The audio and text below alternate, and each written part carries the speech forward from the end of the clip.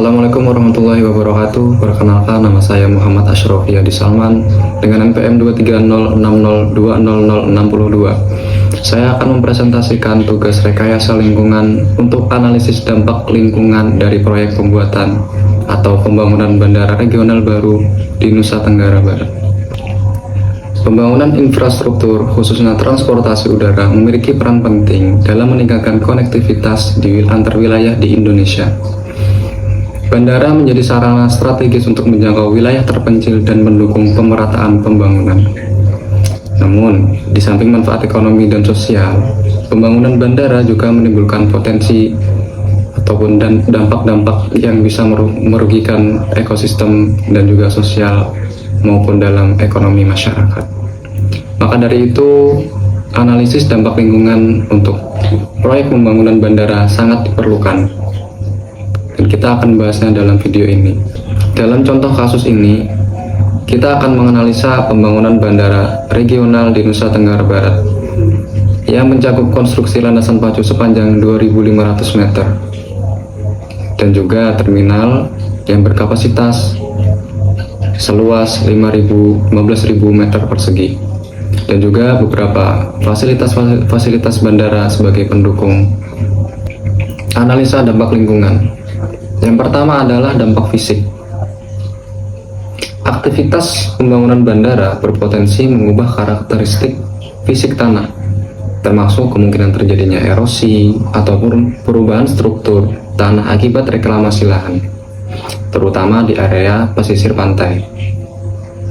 Proses reklamasi untuk memperlebar apron dan fasilitas operasional bandara lainnya dapat merusak lapisan tanah yang sudah ada dan mengubah karakter tanah, yang pada selanjutnya akan berdampak pada kestabilan struktur tanah di area sekitar tersebut.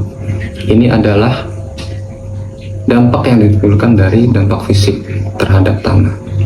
Yang kedua adalah dampak terhadap keanekaragaman hayati, flora dan fauna. Pembangunan bandara dapat mengubah ekosistem lokal, terutama kawasan pesisir yang memiliki vegetasi khas seperti hutan mangrove dan tanaman pesisir lainnya. Kerusakan terhadap vegetasi ini bisa mempengaruhi keseimbangan ekologis di kawasan tersebut. Yang ketiga adalah dampak sosial ekonomi dan budaya masyarakat. Salah satu dampaknya ialah peningkatan kepadatan lalu lintas di daerah tersebut. Kemudian ada kemungkinan terjadi konflik sosial akibat alih fungsi lahan dari lahan warga menuju pembangunan bandara. Selanjutnya adalah dampak terhadap budaya dan masyarakat. Pembangunan bandara dapat menimbulkan dampak terhadap budaya masyarakat lokal, terutama jika pembangunan tersebut mengharuskan untuk pemindahan ataupun penggusuran pemukiman tradisional. Hal ini dapat menimbulkan ketegangan sosial antara masyarakat dan pihak pengembang. Selain itu, perubahan penggunaan lahan yang sebelumnya digunakan untuk pertanian atau kawasan hijau dapat mengganggu cara hidup dan kebiasaan masyarakat yang bergantung pada sumber daya alam tersebut. Selanjutnya adalah dampak kebisingan. Kebisingan yang dihasilkan dari pesawat yang lepas landas dan mendarat merupakan salah satu dampak lingkungan yang perlu diperhatikan. Area sekitar bandara dapat terdampak oleh kebisingan yang ditimbulkan. Kebisingan yang tinggi dapat mengganggu kualitas hidup masyarakat sekitar dan berdampak pada kesehatan seperti gangguan tidur, stres, serta gangguan pendengaran yang jangka panjang. Yang terakhir ialah dampak terhadap ekosistem pesisir.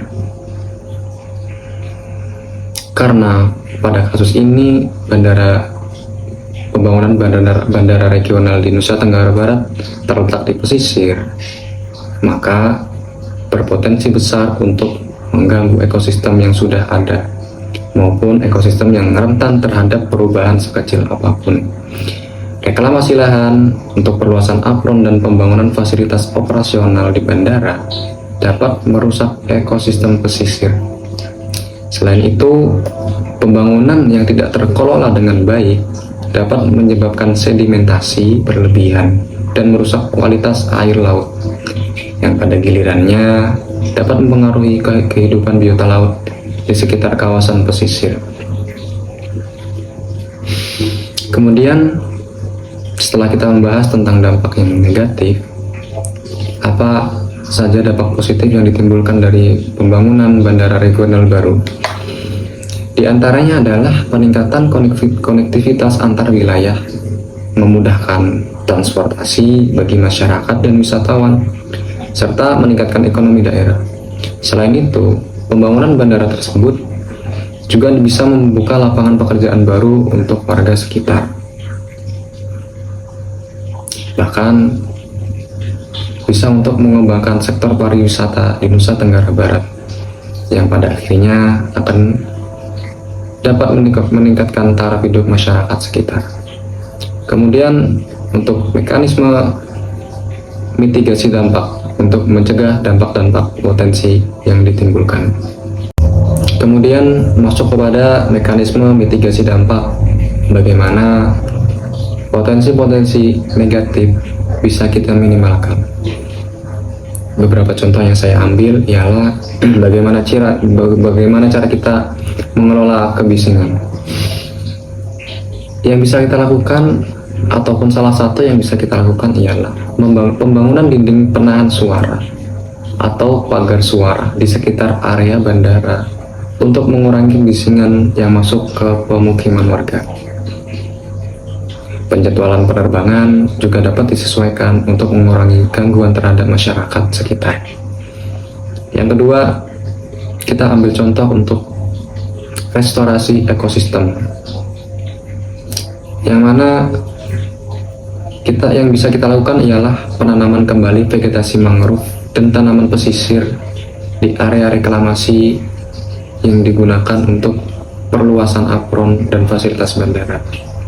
Kemudian kita juga harus mengelola limbah cair yang masuk kepada air laut maupun yang dibuang ke sekitar pesisir.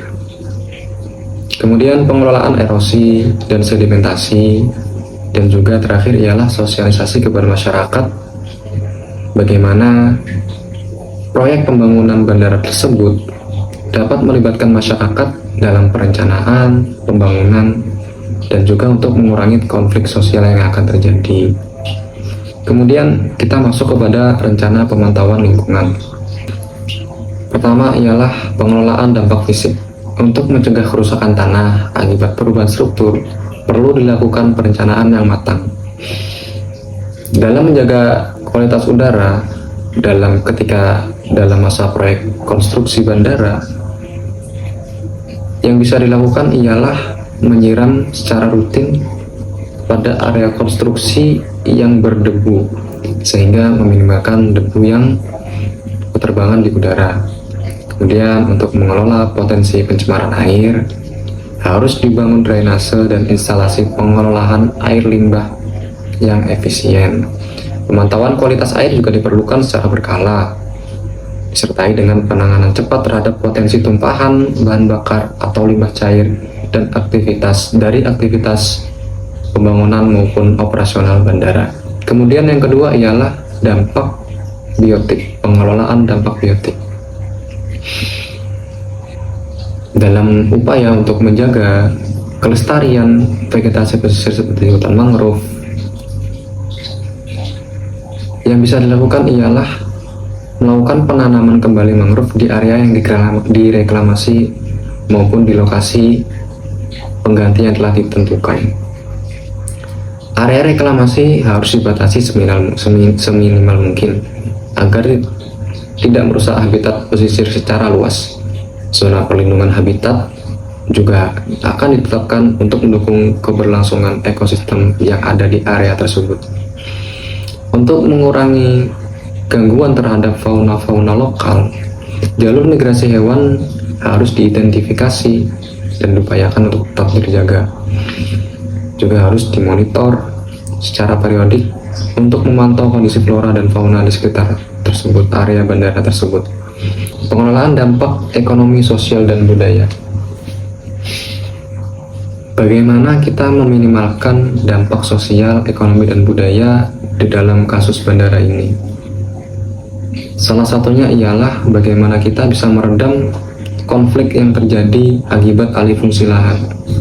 Kemudian, identifikasi potensi dampak terhadap situs budaya di area tersebut juga harus dilakukan. Jika ditemukan situs budaya yang terdampak, harus disusun ulang rencana perlindungan atau relokasi yang sesuai kesepakatan dengan masyarakat setempat agar nilai-nilai budaya tetap terjaga dan tidak hancur oleh pembangunan bandara tersebut. Selanjutnya ialah pengelolaan kebisingan seperti yang kita jelaskan di awal tadi, bahwa salah satu yang bisa kita lakukan untuk meminimalkan potensi dari kebisingan ialah membangun pagar atau dinding penahan suara di sekitar area bandara, terutama yang berdekatan dengan pemukiman penduduk. Dan juga tingkat kebisingan harus dipantau secara rutin untuk memastikan tetap sesuai dengan buku mutu yang berlaku. Selanjutnya ialah pengelolaan ekosistem pesisir. Pembangunan proyek bandara ini harus menerapkan teknik konstruksi yang ramah lingkungan. Bagaimana teknik konstruksi ini tidak mengganggu vegetasi maupun ekosistem di pesisir tersebut, seperti terumbu karang maupun biota laut. Aliran air juga harus, jalur aliran air maksudnya ya, juga harus diperhatikan supaya tidak terjadi endapan maupun sedimentasi yang berlebihan. Kemudian kita juga bisa melakukan restorasi di kawasan pesisir yang terdampak reklamasi supaya tidak terjadi kerusakan yang bisa menimbulkan bahaya di kemudian hari maupun merusak ekosistem di area tersebut. Kemudian rencana pemantauan lingkungan. Yang pertama ialah pemantauan dampak fisik. Apa yang akan kita pantau? Yang pertama ialah tanah, kedua udara, ketiga air. Untuk memantau perubahan tanah, harus dilakukan inspeksi secara rutin pada area reklamasi dan konstruksi, serta pengukuran tingkat erosi di area lereng dan drainase. Yang kedua ialah kualitas udara yang harus dipantau dengan pengukuran konsentrasi debu. Juga gas buang kendaraan, emisi pesawat terbang, dan lainnya, baik dalam tahap konstruksi maupun setelah konstruksi atau operasional. Yang ketiga ialah salah satu yang paling penting ialah kualitas air. Kualitas air harus diuji secara periodik untuk memastikan tidak terjadinya pencemaran lingkungan. Parameter-parameternya seperti pH maupun yang lainnya, serta kandungan-kandungan logam berat harus diperhatikan supaya tidak terjadi pencemaran lingkungan. Yang kedua ialah pemantauan dampak biotik yang meliputi vegetasi pesisir, fauna, dan flora.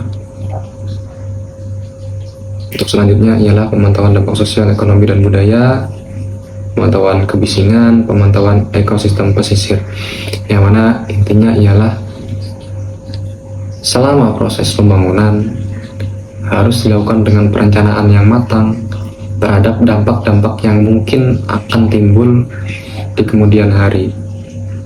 Bagaimana proyek tersebut bisa mengatasi semua potensi kerusakan yang akan terjadi dengan segala upaya seperti restorasi maupun yang lainnya. Kemudian kita akan masuk kepada kesimpulan dan solusi yang bisa kita berikan dari analisis dampak lingkungan proyek bandara ini. Berdasarkan hasil analisis yang telah kita lakukan bersama, dapat disimpulkan bahwa pembangunan bandara regional di wilayah pesisir Provinsi Nusa Tenggara Barat memiliki peran yang sangat vital, yang sangat strategis dalam meningkatkan konektivitas antar wilayah, mendukung pertumbuhan ekonomi, dan juga membuka lapangan kerja. Juga berpotensi untuk pengembangan pariwisata dan lapangan kerja bagi masyarakat setempat. Namun, juga harus diperhatikan bahwa pembangunan ini juga memiliki dampak yang negatif. Dampak negatif bisa terhadap lingkungan, fisik, biotik, sosial ekonomi, budaya masyarakat, dan yang lainnya. Dampak ini harus kita ketahui, harus kita cegah bersama. Maka dari itu, pembangunan ini harus direncanakan menggunakan analisis mengenai dampak lingkungan atau AMDAL yang komprehensif sebagai instrumen pengendali. Melalui penyusunan rencana pengelolaan atau RKL atau rencana pemantauan lingkungan, diharapkan setiap potensi dampak dapat diidentifikasi secara akurat dan diatasi dengan tindakan mitigasi yang tepat. Yang paling penting ialah komitmen semua pihak, dari pembangunan, dari pihak kontraktor maksudnya ya, dan juga pemerintah daerah serta masyarakat sekitar. Itu akan menjadi kunci utama untuk mewujudkan pembangunan bandara yang seimbang antara kepentingan pembangunan dan pelestarian lingkungan. Dengan pengelolaan yang bertanggung jawab, proyek ini diharapkan dapat memberikan manfaat optimal secara berkelanjutan bagi masyarakat dan di daerah sekitarnya. Oke. Apabila terdapat kesalahan maupun kekurangan, itu ialah hasil belajar yang harus disempurnakan di kemudian hari.